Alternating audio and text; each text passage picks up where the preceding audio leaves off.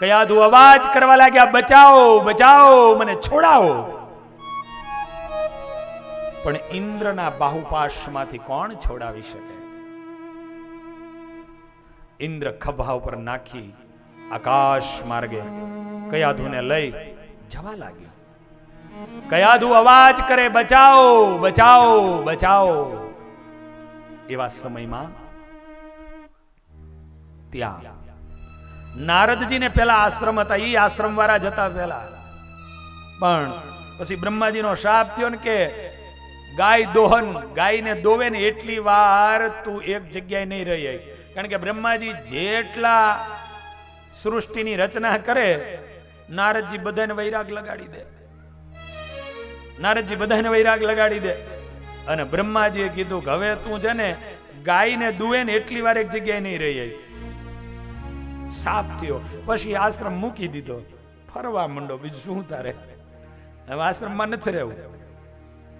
પણ પેલા એમને આશ્રમ હતો, આશ્રમ વાળા હતા, અને એવામાં એ આશ્રમમાં ભજન કરી રહ્યા છે. અને એક આકાશની અંદર કોઈ જઈ રહ્યું છે, કોઈ સ્ત્રી અવાજ કરી રહી છે, બચાવો બચાવો બચાવો. એ જ સમય ઉપર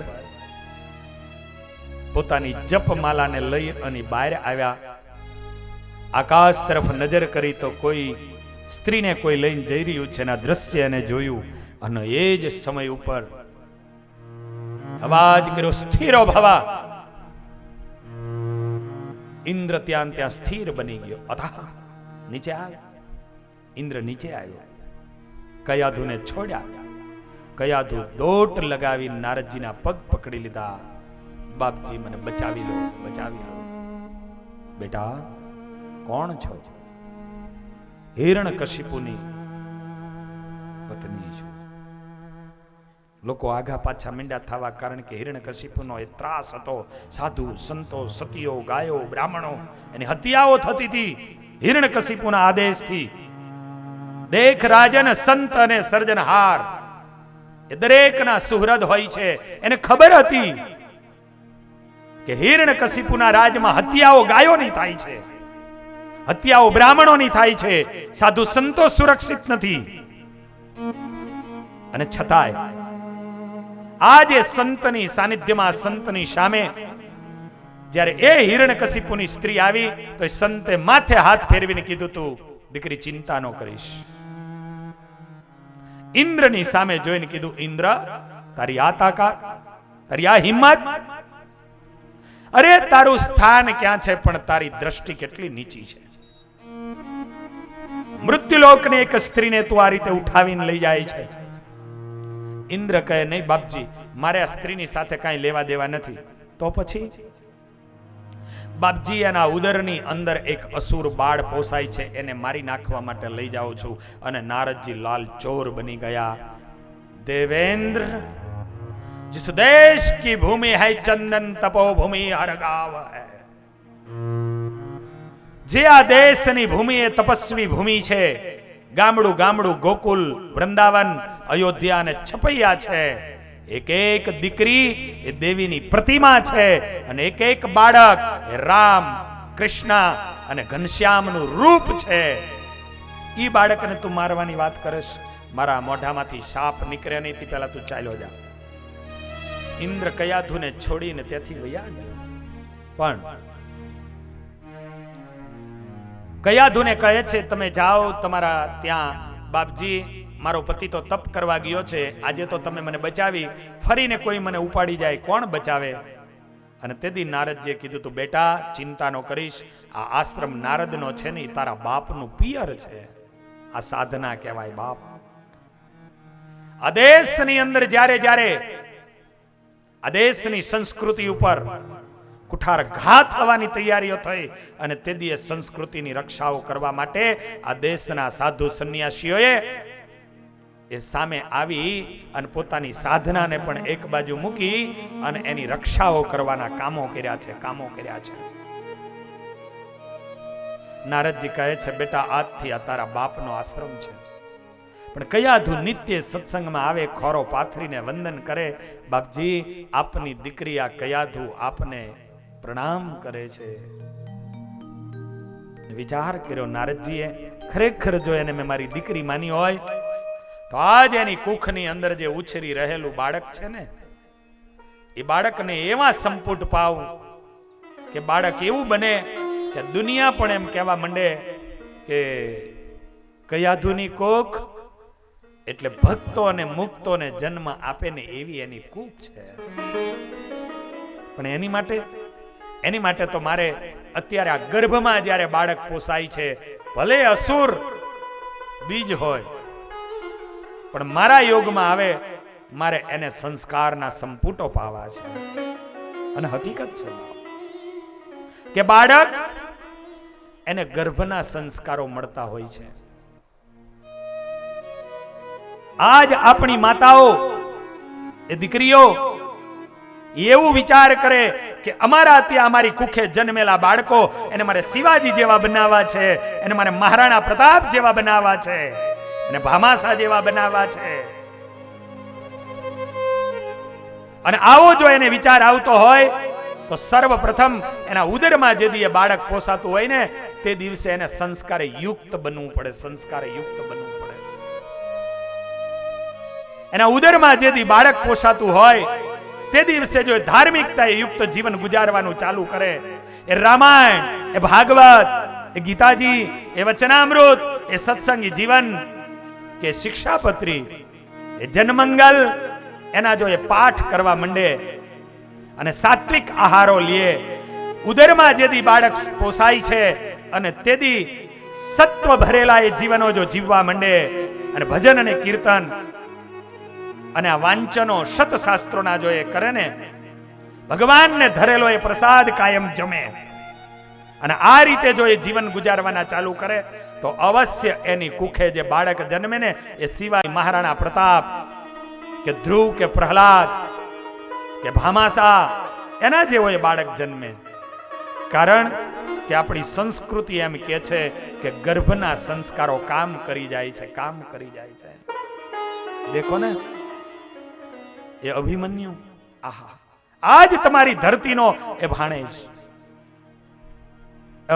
એ આજ ધરતીનો એ જમાય અભિમન્યુ. પણ એ અભિમન્યુ 6 કોઠાની વિદ્યા 7મી નહોતો ભણી શક્યો, એટલે 6 કહું છું. કારણ કે નહીતર ઘણા ભાઈ એમ કે સ્વામી ભૂલ્યા. 6 કોઠાની વિદ્યા એ અભિમન્યુ એ ક્યાં ભણવા ગયા હતા? એ 6 કોઠાની વિદ્યાઓ એ અભિમન્યુ ક્યાં ભણવા ગયા હતા?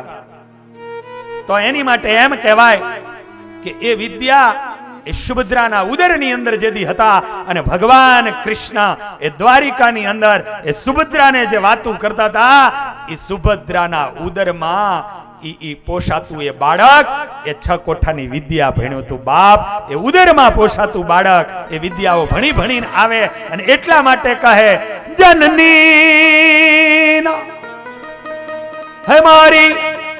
હે મારી જનની ના હૈયા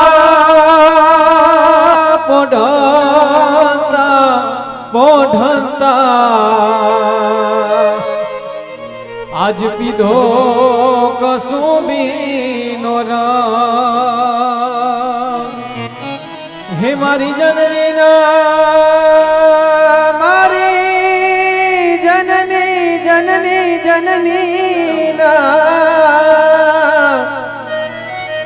હે મારી જનની હૈયા હે પોઢંતા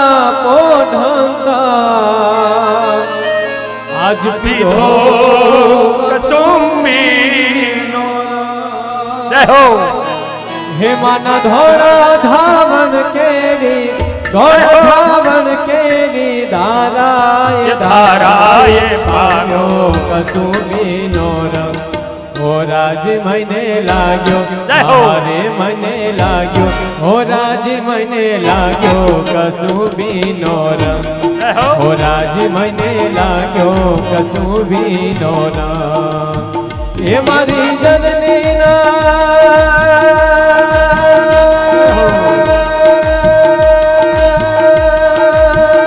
મારી જનની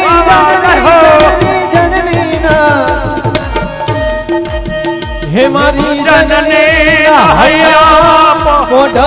પોઢંતા પીધો કસુંબીનો રંગ રાજ્ય મેં પીધો કસુંબીનો રંગ એમાં ધોળા ધાવણ કેરી ધોળા ધાવણ કેરી ધોળા ધાવણ કેરી ધારાએ ધારાએ પામ્યો કસુંબીનો રંગ ઓ રાજ મને લાગ્યો હારે મને લાગ્યો ઓ રાજ મને લાગ્યો કસુંબીનો રંગ ઓ રાજ મને લાગ્યો કસુંબીનો રંગ ઓ રાજ મને લાગ્યો કસુંબીનો રંગ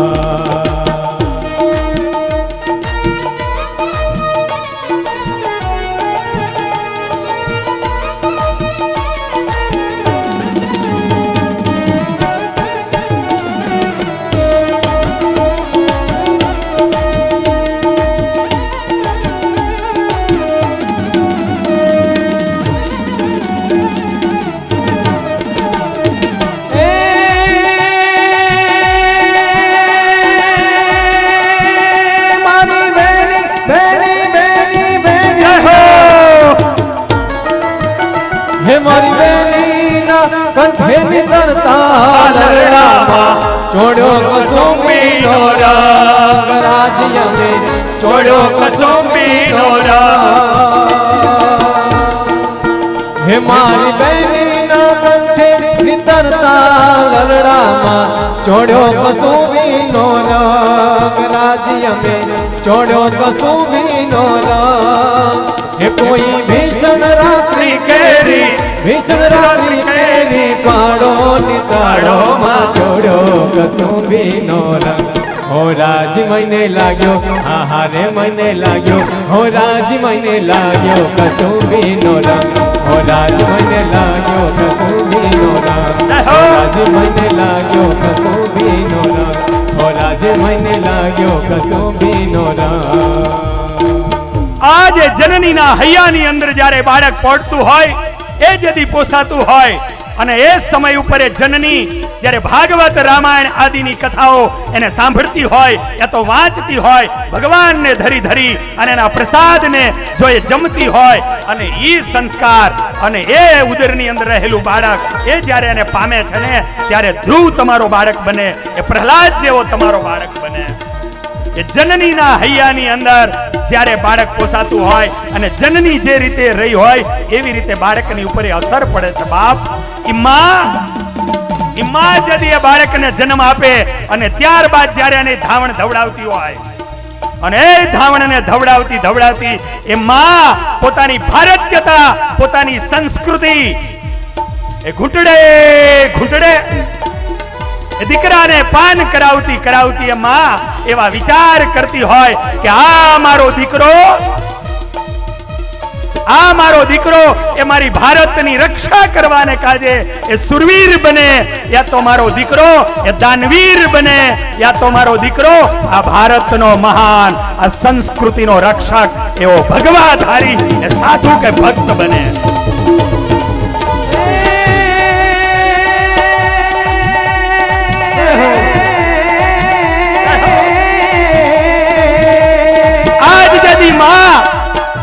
પોતાના દીકરાને એ કઈક દૂધના એ ઘૂંટડે એ સંસ્કૃતિનો એ કશુંબલ પહેલો ઈ એનો જે રંગ અને ઈ એના પાન જદી એ મારી આ દેશની આર્ય નારી એ માં જદી એ દીકરાઓને કરાવતી હોય અને તેદી એ દીકરા કેવા થાય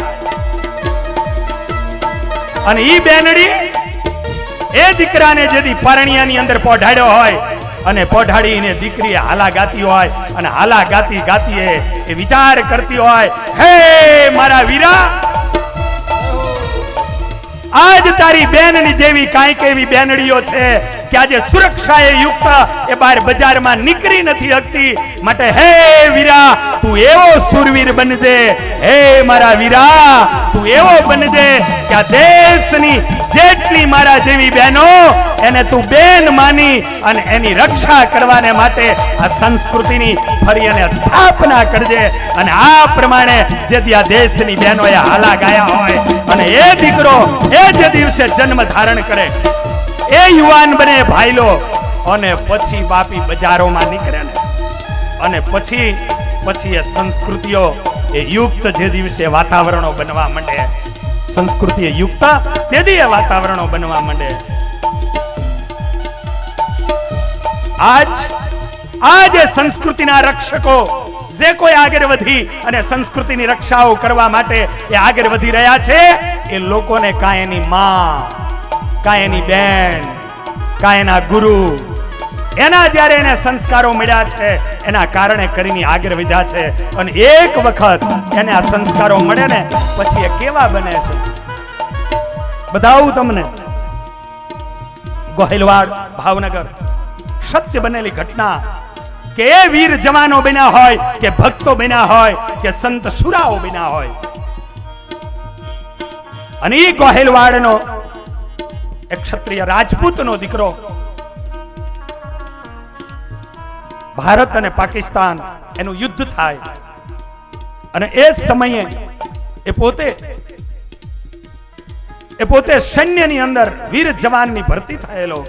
અને આ સત્ય બનેલી ઘટના છે. અને એ વીર જવાન એ પાકિસ્તાનની સામે યુદ્ધ કરી રહ્યો છે અને યુદ્ધ કરતા કરતા એની બાજુમાં એક બોમ્બ ફૂટે અને એમાં ઘાયલ થાય પણ એની આંખો વહી જાય. સાથીદારો એને ઉઠાવી અને મિલિટરીની હોસ્પિટલમાં લઈ જાય અને એ મિલિટરીની હોસ્પિટલોમાં એને લઈ ગયા પછી એને પાટાપિંડી થાય, ભાનમાં આવે, એની આંખોની ઉપર પાટા બાંધેલા છે. આ તરફ ભારત અને પાકિસ્તાનનું યુદ્ધ ચાલુ છે અને તે દિવસે એને કીધું, મને અહીંયા ક્યાં લાવ્યા છો તમે, હું ક્યાં છું? આંખો એની ચાલી ગઈ હતી. યુવાન જવાન, યુદ્ધ કરતા કરતા તારી બાજુમાં બોમ્બ ફૂટ્યો, તું ઘાયલ થયો અને તારી આંખો અહીંયા ચાલી ગઈ છે. હવે તું કઈ કામ કરી શકે એવું નથી. અને તે દિવસે આ ગુજરાતની ધરતીનો એ યુવાન એટલું કીધું, તું મેજર સાહેબનું મારે કામ છે ને બોલાવો. અને મેજર સાહેબ જેદી આવ્યા તેથી એને એમ કીધું, તું મેજર સાહેબ જે દિવસે મેં ભરતી કરી તેથી મારી માએ એમ કીધું તું કે પાછી પીઠ નો બતાવતો, સામી છાતીએ ગોળીઓ ઝીલજે. અને એટલા માટે મારે કહેવું છે કે મારી આંખો ભલે વહી ગઈ પણ મારી હિંમતો અને મારા હાથ સાજા છે. મને બોર્ડર ઉપર લઈ જાઓ, મારા હાથની અંદર તમે ગન મશીનો આપો, હું કાંઈ નહીં કરી શકું તો દુશ્મનોની ગોળીઓ ખાલી કરીશ, હું દુશ્મનોની ગોળીઓ ખાલી કરીશ, મારા દુશ્મનોના દારૂ ગોળાઓ ખાલા કરીશ. મારે અહીંયા હોસ્પિટલમાં નથી બેસવું. જેની આંખો ચાલુ જેની વહી ગઈ હતી અને છતાંય એમ કે મને બોર્ડર ઉપર લઈ જાઓ. આ સંસ્કારો આ દેશની જનતાઓના સંસ્કારો બોલતા હતા. બાપ રક્ત ટપકતી સો જોડી સમરા ગણતી આવે, રક્ત ટપકતી સો જોડી સમરા ગણતી આવે. કેશર વર્ણી સમર સેવિકા, કેશર વર્ણી સમર સેવિકા, કોમળ સેજ બિછાવે ઘાયલ, મરતા મરતા રે વાતની આઝાદી ગાવે રે ઘાયલ, મરતા મરતા રે ભારત માની આઝાદી ગાવે રે ઘાયલ, મરતા મરતા રે માતની આઝાદી ગાવે. એ ઘોડી ઘોડી રે ઘોડી ઘોડી ઘોડી રે ઘોડી ઘોડી ઘોડી રે રંગ ભરિયા રંગીલા તમે લેજો કસુંબીનો રંગ, રંગીલા તમે લેજો કસુંબીનો રંગ. એવા દોરંગા દેખીને દરિયા કે કિનારો લેજો કસુંબીનો રંગ. ઓ રાજ મને લાગ્યો, આહારે મને લાગ્યો, ઓ રાજ મને લાગ્યો કસુંબીનો રંગ, ઓ રાજ મને લાગ્યો કસુંબીનો રંગ, ઓ રાજ મને લાગ્યો કસુંબીનો રંગ. ઓ રાજ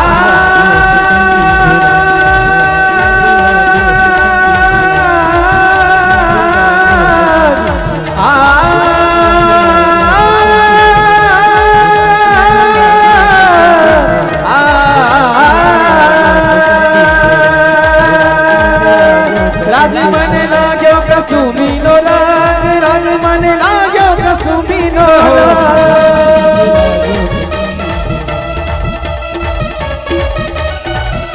હો રાજ મને લાગ્યો આજ કસુંબીનો આ કથાના માધ્યમથી એમ કહેવું છે દરેક લોકોને કે આપણે જે કાંઈ ભજન કરી શકીએ છીએ, સુરક્ષાથી અહીંયા બેસી અને કથાઓ સાંભળી શકીએ છીએ, એની પાછળનું કોઈ કારણ હોય તો આપણા એ જવાનો છે કે બોર્ડરોને સાચવી અને પોતે ત્યાં બેઠા છે.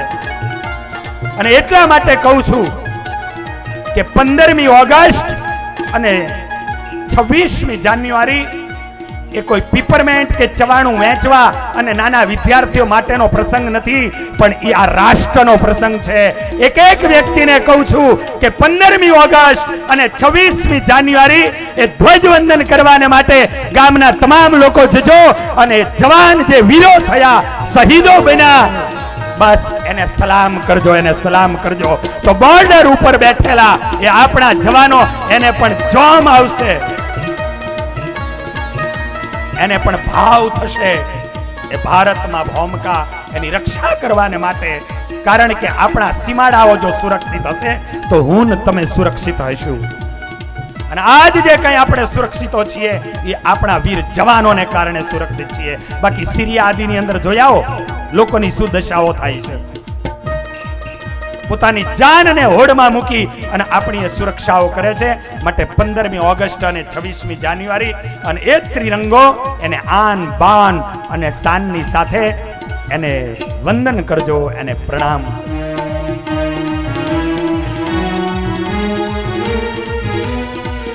આવો ગર્ભના સંસ્કારો, બાળકને કેવો બનાવો એ ગર્ભના સંસ્કારો કામ કરતા હોય છે. માટે દરેક દીકરીઓ સારા દિવસો એના જ્યારે જતા હોય ત્યારે સાત્વિકતાએ યુક્ત એ જીવન જો જીવે તો એના દીકરાઓ એવા બને છે.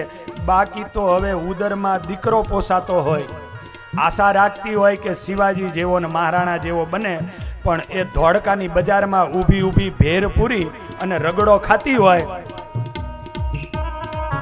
પછી એના દીકરા કાંઈ શિવાજી ને મહારાણા ન થાય, એ તો શેરીઓના કૂતરા ભારીને ભાગવા માંડે ને એવા થાય. એ બહારની લારીઓનું ખાય, એ પાણીપુરીયું ખાય, એને કોઈ દાડો ભારતની રક્ષા કરવા વાળા કે સંસ્કૃતિની રક્ષા કરવા વાળા દીકરાઓની આશાઓ નહીં રાખવાની. એની માટે પહેલા બલિદાનો આપવા પડે છે, પોતે સંયમો રાખવા પડે છે, અને ત્યારે દીકરાઓ થાય છે. કારણ કે ગર્ભના સંસ્કારો તો કામ કરે કરે અને કરે. બતાવો, ધોળકા જેવું એક શહેર હતું અને એ શહેરના બસ સ્ટેન્ડમાં એક ખીચા કાતરું હાહાકાર મચાવી દીધેલો. ધીરે ધીરે એ ખીચા કાતરું ને હાહાકાર મચાવી દીધેલો. પણ એવામાં બન્યું એવું કે એક દાડો એનું ખીચું કોક કાપી ગયું. એ ધોળકાના બસ સ્ટેન્ડમાં એ ખીચા કાતરું બધાના કાપી નાખે, એનું ખીચું કોક કાપી ગયું. એ વિચારમાં પડી ગયું કે મારું ગર્ભના સંસ્કાર એની વાત કરું છું, અને એનું ખીચું કપાણું. ઘણું બધું મહેનત કરી પણ મેર ન પડ્યો. 2-4 દાડિયા બીજી વાર કપાણું. આહા, મારું ખીચું, ખીચા કાતરું આવો વિચાર કરે. પાછા 2-4 દાડા જ્યાં ત્રીજી વાર કપાણું. એને તો પરસેવો વરી ગયો. અરે બધાના ખીચા હું કાપી નાખું અને મારું કપાઈ જાય. અને ચોથી વાર ખીચું કપાણું. પણ ચોથી વાર ખીચું કપાણું તો આમ કરીને જે ખીચા કાપવા વાળી વ્યક્તિ હતી ને પકડી લીધી. પકડીને આમ જે આગળ કરે ને તો આશ્ચર્ય તો એ બન્યું કે ખીચા કાપવા વાળી કોક છોકરી હતી. આ ભાઈના મશહૂર ખીચા કાતરું અને એનું ખીચું જે 3 વાર કાપી ગયો તો એ કાપવા વાળી કોક છોકરી હતી. અને આને કીધું તું ઓલે કે આ 3 વાર નહીં 30 વાર કાપું ને તોય પકડાવું નહીં, પણ આ વખતે મારે પકડાઈ જાઉં તું માટે પકડાણી. એટલે ઓલો કે કેમ? તો કે મેં એવો વિચાર કર્યો છે કે તું આવો મશહૂર ખીચા કાતરું, હું આવી ખીચા કાતરું, આપણે બે ભેગા થઈને લગ્ન કરીએ અને એમાંથી જે સંતાન થાય. આ હા, હું